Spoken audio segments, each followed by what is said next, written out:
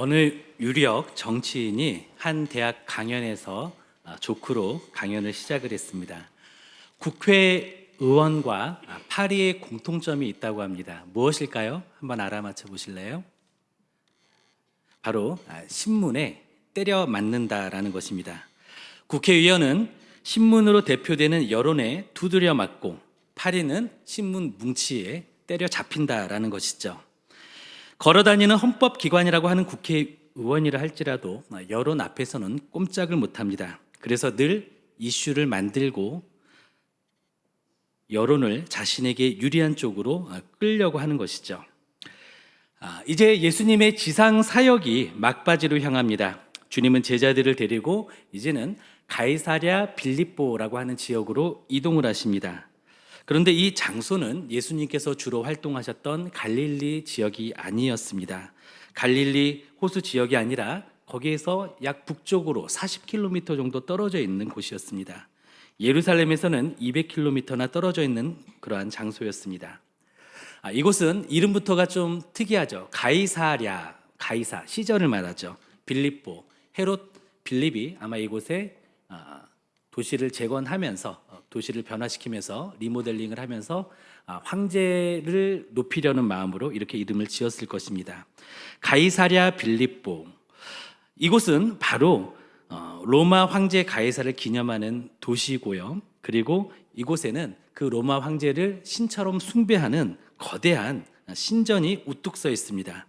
또한 고대의 이교신인 판이라고 불리는 신을 섬기는 동굴도 있습니다. 이곳에는 목초지가 많아서 양과 염소들을 많이 길렀습니다. 그래서 이 판이라고 하는 신을 섬겼는데요.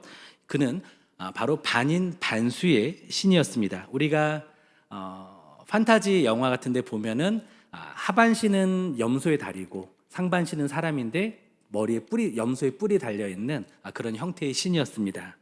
왜 이런 신을 섬겼을까요? 양과 염소를 기르니까 우리가 양과 염소들이 많이 번식하고 또 번성해가지고 부유하게 해달라, 그런 의미로 이런 신을 섬겼던 것입니다. 그 이외에도 이곳에는 많은 우상들이 있었습니다. 가이사랴 빌립보는 정치의 최정점에 있는 황제를 숭배하는 곳, 그리고 판이라고 하는 그 신을 숭배하는 그런 도시였던 것이죠. 주님은 제자들을 이곳으로 데리고 가셨습니다. 그리고 가장 중요한 질문을 이곳에서 하셨습니다. 사람들이 인자를 누구라 하느냐, 이런 질문을 하시죠. 다시 말해서 예수님 자신에 대한 여론을 제자들에게 물어보십니다. 예수님 자신에 대한 평판을 제자들에게 물어보십니다. 그랬더니 제자들은 이렇게 보고를 합니다. 혹은 세례 요한이라고도 하고요, 예수님을 엘리야라고도 하고요, 예레미야와 그와 같은 선지자라고도 그렇게 사람들이 생각하고 평가합니다. 왜냐하면 세상은 예수님의 위대한 그런 어떤 역사와 초자연적인 능력을 목격했기 때문에 훌륭한 도덕 선생이나 위대한 인물, 또는 어쩌면 우리의 꿈을 이룰 수 있는 그런 어떤 선구자가 되지 않을까, 이런 또 개혁가로 되지 않을까, 이렇게 여겼다라는 것이죠. 그런데 그들의 평가, 그들의 여론에는 그 어디에도 정답이 없었습니다. 그들은 영적인 맹인이었기 때문이죠. 아무도 예수님을 구원자로 보지 못했습니다. 세상의 여론은 핵심을 놓치고 있었던 것입니다. 예수님은 질문을 바꾸십니다. 화살을 제자들에게 돌려서 그러면 너희는 나를 누구라 하느냐, 이것이 핵심이죠. 세상의 소문은 중요하지 않습니다. 우리 자신의 고백이 필요하다라는 것이죠. 주님은 오늘 우리에게도 동일한 질문을 하십니다.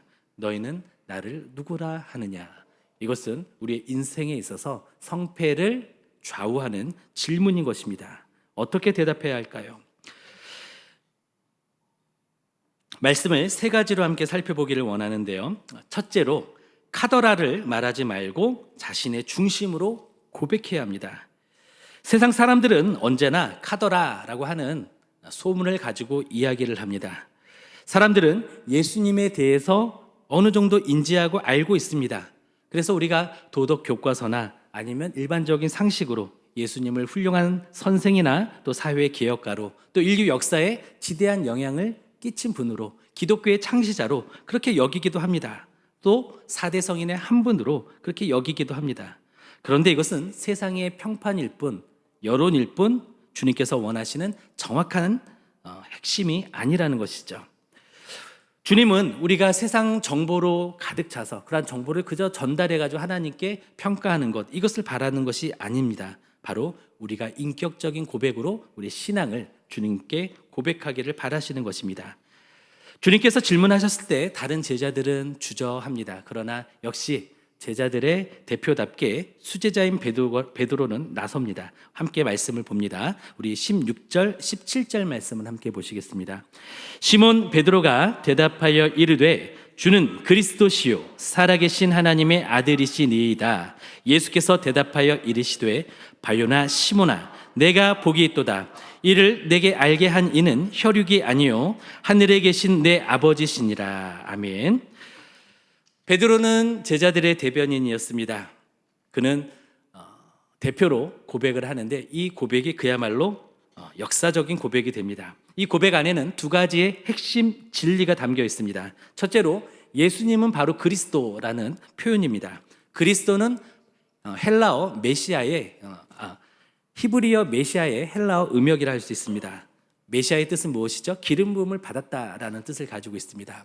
구약 시대에는 하나님의 대리인들에게 바로 기름을 부었습니다. 대표적인 직책이 왕, 선지자, 제사장입니다. 왕은 하나님을 대리해서 하나님의 백성들을 통치하고, 제사장은 백성을 대표해서 하나님께로 나아가고, 선지자는 하나님의 편에서 백성들에게 주님의 메시지를 전하는 사람이었죠. 그런데 예수님은 이 세 가지 직분을 다 성취하시고 또 이 직책을 감당하셨습니다. 기름 부음 받은 자, 즉 메시아는 바로 주님께서 보내신 구원자를 뜻합니다. 둘째로 예수님은 살아계신 하나님의 아들이시다라고 고백을 합니다. 당시에 로마의 황제도 신의 아들로 불렸습니다. 그러나 베드로는 예수님을 구별했죠. 저 대리석 신전의 주인은 가짜입니다. 오직 예수님만이 살아계신 하나님의 아들이십니다. 이것을 고백했던 것입니다. 예수님은 베드로의 고백을 칭찬하십니다. 바요나 시몬아 내가 복이 있도다.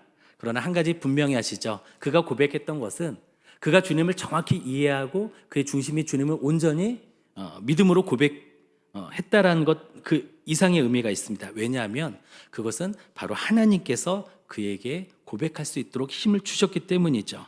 그래서 주님은 이렇게 말씀하십니다.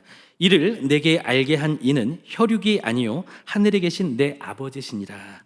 다시 말해서 믿음은, 고백은 이조차도 하나님의 선물이라는 것입니다. 하나님이 주시는 계시로 인해서, 하나님이 주시는 은혜로 인해서 베드로는 정확한 믿음의 고백을 할 수가 있었습니다. 세상은 어떻죠? 예수님에 대해서, 예수님에 관해서, 예수님에 대한 정보를 또는 마치 프로파일러처럼 예수님에 대해서 요목조목 자세히 아는 분들도 있습니다. 그러나 주님을 온전히 아는 사람은 어떤 사람입니까? 바로 성도로서, 믿음을 선물로 받은 사람으로서 예수님을 하나님으로 고백하는 사람만이 주님과 온전한 인격적인 관계를 맺을 수가 있는 것입니다. 이것은 기적입니다. 은혜입니다. 우리는 어떻습니까? 혹시 남의 신앙에 기대서 주님을 따라가고 있지는 않습니까? 마치 카더라 통신에 의지해서 우리가 일상생활에 휘둘리는 것처럼 신앙생활조차도 그런 모습을 갖추고 있지는 않습니까? 누가 그러는데 교회 다니면 복을 받는다더라. 어느 집사님이 그러는데 기도하면은 좋다더라. 엄마의 신앙, 아빠의 신앙 따라하기로 듣는 그런 모습을 그저 흉내내는 모습으로 살아가고 있지는 않습니까? 예수님은 구원자라고 말하더라라는 그런 소리만 복사하고 있지는 않습니까? 우리는 정보를 전달하는 사람, 그리고 예수님에 대해 그러한 지식을 복제해서 그저 전달하고 그것을 카피하는 사람이 아니라 바로 고백하는 사람이 되어야 합니다. 타인의 신앙 뒤에 숨는 것이 아니라 하나님 앞에 단독자로 서서 내 중심의 고백을, 내 입술의 고백을 직접 드리는 사람이 되어야 합니다. 부모의 하나님, 어느 집사님의 하나님, 그것을 마치 내 신앙인 것처럼 착각하지 마시고 카더라식의 그런 신앙은 버리시고, 누가 그러는데 하는 그런 신앙을 버리고 이제는 내 심령 깊은 곳에서 주님을 고백하는 믿음의 자리로 나아오시기를 바랍니다. 둘째로 믿음의 고백 위에 우리는 서야 합니다. 베드로의 고백 위에 예수님은 약속을 하십니다. 우리 16장 18절 말씀을 함께 읽겠습니다. 또 내가 네게 이르노니 너는 베드로라. 내가 이 반석 위에 내 교회를 세우리니 음부의 권세가 이기지 못하리라. 아멘. 예수님께서는 참 재치 있으신데요. 주님은 언어 유희를 잘 사용하셨습니다. 베드로, 이것은 우리가 한글로 하면 베드로지만 영어로 하면 피터죠. 그리고 헬라어로 하면 페트로스가 됩니다. 이것은 어떤 의미를 가지고 있죠? 페트로에서 피터에서 페트롤리움, 석유라는 말이 기인되었습니다. 석유가 돌에서 나오잖아요. 그래서 석유잖아요. 그런데 베드로에게 예수님께서 페트로스라고 하는 이름을 주었습니다. 이건 어떤 의미냐면 우리가 생각하는 큰 바위돌이라기보다는 손으로 던질 수 있는 조약돌을 말합니다. 그래서 베드로를 그렇게 부르시고요. 말씀하시죠. 너는 베드로다. 너는 조약돌이야. 내가 이 반석 위에, 이 반석, 이거는 페트라를 말합니다. 내 교회를 세우리니 음부의 권세가 이기지 못하리라. 로마 카톨릭 교회에서는 베드로를 초대 교황이라고 이야기를 합니다. 그리고 베드로를 이어가는 그 계승자들이 교황이라고 불리고 있죠. 그래서 베드로가 초대 교황이기 때문에 베드로의 그 모습을 계승하는 그것을 중심으로 교회가 세워지는 것으로 이해를 합니다. 그런데 우리가 성경을 자세히 들여다보면 그것이 맞지 않습니다. 베드로는 조약돌이고 베드로가 고백한 그 믿음을 반석으로 삼아서 교회가 세워진다라는 것이죠. 그래서 페트로스와 페트라를 구별을 하고 있는 것입니다. 주님께서 교회를 세우시겠다고 하신 이 반석은 다릅니다. 깎아지른 듯한 거대한 바위 암벽을 뜻합니다. 그리고 지층의 기초가 되는 거대한 바위 덩어리, 이것이 바로 페트라입니다. 교회의 기초는 인간 베드로가 아닙니다. 베드로가 했던 신앙의 고백인 것이죠. 교회의 기초는 사람이 될 수가 없습니다. 주는 그리스도시요 살아계신 하나님의 아들이십니다. 바로 이 진리, 이 고백 위에 교회가 든든히 세워지는 것입니다. 또 주목할 만한 점이 있는데요. 교회를 세우는 주체입니다. 바로 내가 내 교회를 세우리니 라고 말씀을 하십니다. 예수님이 바로 주인이시고 예수님이 건축가, 교회의 건축가이시다라는 말씀입니다. 목사인 저나 여러분들, 성도님들은 바로 도구일 뿐입니다. 주님이 건축가이시고 우리는 통로가 되고 쓰임받을 뿐입니다. 우리는 주님의 계획에 순종해야 합니다. 내 뜻대로 교회를 좌지우지해서는 안 됩니다. 주님은 승리를 교회에 보장을 하셨는데요. 어떤 승리를 보장하셨냐? 바로 음부의 권세가 이기지 못하리라 라고 말씀하실 정도로 큰 승리를 보장하십니다. 음부의 권세는 죽음의 힘, 사탄의 세력, 지옥의 세력을 말합니다. 사탄은 기독교가 시작한 이래로 지속적으로 교회를 공격해 왔죠. 그러나 박해도 유혹도 성공하지 못했습니다. 교회는 지금까지 건재해 왔습니다. 여전히 교회는 현대 상황에서도 위기 가운데 있습니다. 그러나 하나님은 주님의 몸된 교회를 반드시 지켜주실 것입니다. 우리의 믿음은 어디에 있습니까? 흔들리는 세상의 여론에 있습니까? 또는 유행처럼 번지는 세상의 가치관에 있습니까? 아니면 영원한 반석이신 예수 그리스도께 우리의 믿음의 기초가 있습니까? 마틴 로이드 존스 목사님은 복음을 바로 반석 위에 세워진 등대에 비유를 했습니다. 어떤 때는 등대가 보이지 않을 만큼 거센 파도가 등대를 덮치기도 합니다. 그러나 등대가 무너지지 않고 여전히 빛을 발하는 이유는 무엇입니까? 등대 자체의 강도 때문이 아닙니다. 바로 등대가 뿌리박고 있는 안반 때문인 것이죠. 인간의 철학과 심리학과 또 인간의 여러 가지 이론들은 모래와 같습니다. 그래서 시대가 바뀌면 바뀝니다. 그러나 예수 그리스도라는 고백은 어떻죠? 수천 년간 변하지 않는 거대한 안반인 것입니다. 그리스도인인 우리는, 또 성도는 이 반석 위에 인생을 고정시킨 사람입니다. 세상은 끊임없이 자기들의 답을 내놓습니다. 돈이 있어야 안전하다, 성공해야 인정받는다, 지금처럼 계속 환율이 오르고 있으니까 달러로 바꿔야 된다, 막 이런 얘기를 합니다. 그런데 그것은 모래 위에 지은 집이라는 것이죠. 창수가 나면 한꺼번에 무너져 내립니다. 우리는 세상의 답을 거부하고 오직 믿음의 고백 위에 자신의 인생을 세워야 합니다. 인생의 주인이 내가 아니라는 것을 인정하고 주님이 내 인생을 세우신다라는 믿음을 가지고 주님 앞으로 나아가시기를 바랍니다. 그럴 때 어떤 세력도 우리를 이기지 못할 것입니다. 반석 위에 집을 지으십시오. 그래야 창수가 나도 무너지지 않고 쓰러지지 않습니다. 셋째로, 반석 위에서 납작 엎드려야 합니다. 예수님은 놀라운 권한을 교회에 위임하십니다. 우리 19절 말씀을 함께 읽겠습니다. 내가 천국 열쇠를 내게 주리니 내가 땅에서 무엇이든지 매면 하늘에서도 매일 것이요 내가 땅에서 무엇이든지 풀면 하늘에서도 풀리리라 하시고. 아멘. 지금 주님이 무엇을 주신다고 말씀하셨죠? 천국 열쇠를 주신다고 말씀하십니다. 이 열쇠는 베드로 혼자만의 것이 아닙니다. 베드로는 바로 제자들의 대표였죠. 이 권세는 바로 교회 전체에게, 성도에게 주시는 권세입니다. 이 내용은 무엇입니까? 바로 메고 푸는 것입니다. 여기에는 세 가지 의미가 있는데요. 첫째로 바로 복음 전파의 권세인 것입니다. 천국 열쇠는 문을 엽니다. 바로 천국의 문을 열죠. 우리가 복음을 전할 때 천국의 문이 열립니다. 반대로 거부할 때 그때 문은 닫힙니다. 또한 둘째로 이것은 영적인 전쟁에 대한 권세를 말합니다.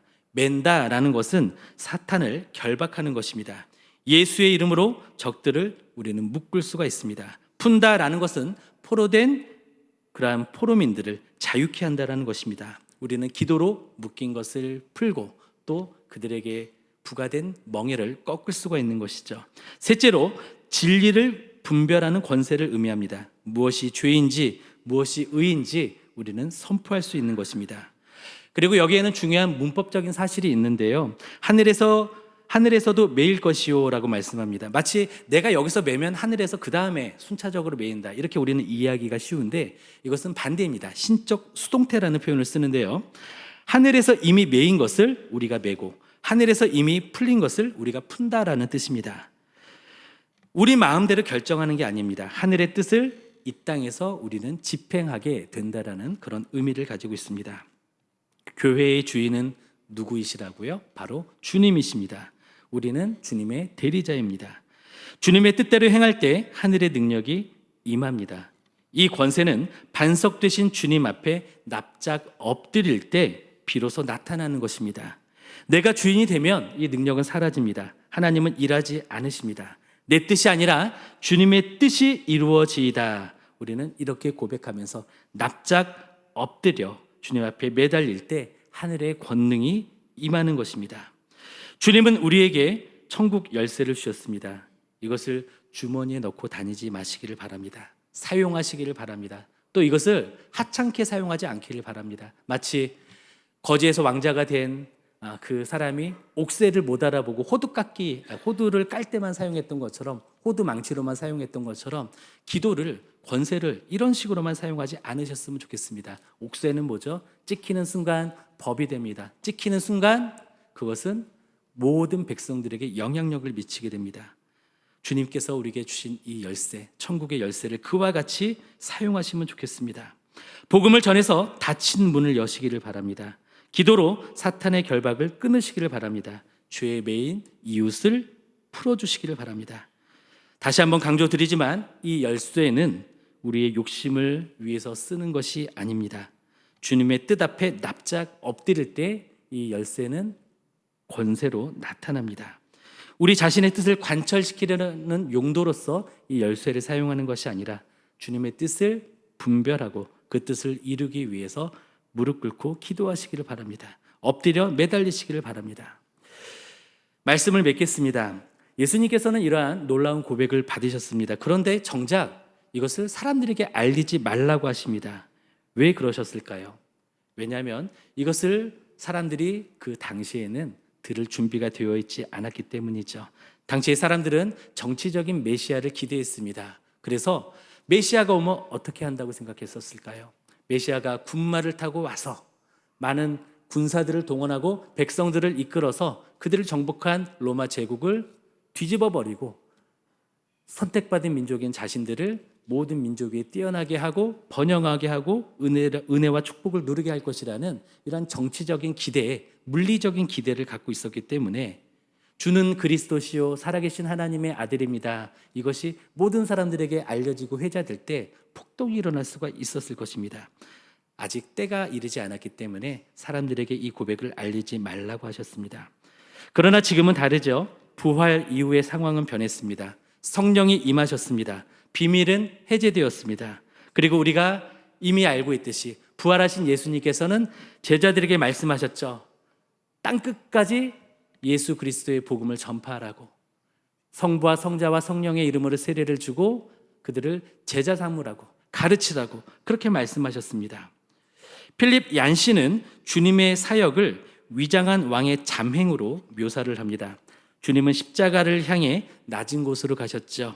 그러나 부활은 무엇입니까? 주님의 그 잠행이 끝났음을 알리는 것입니다. 위장이 끝나고 이제 다시 왕의 행차가 이어지는 것입니다. 왕은 공개적으로 자신의 나라를 선포합니다. 우리는 왕의 귀환을 목격한 증인들입니다. 이제 비밀의 시대는 끝났습니다. 이제는 선포의 시대라는 것이죠. 2026년 새해입니다. 우리는 다시 가이사랴 빌립보에 서 있습니다.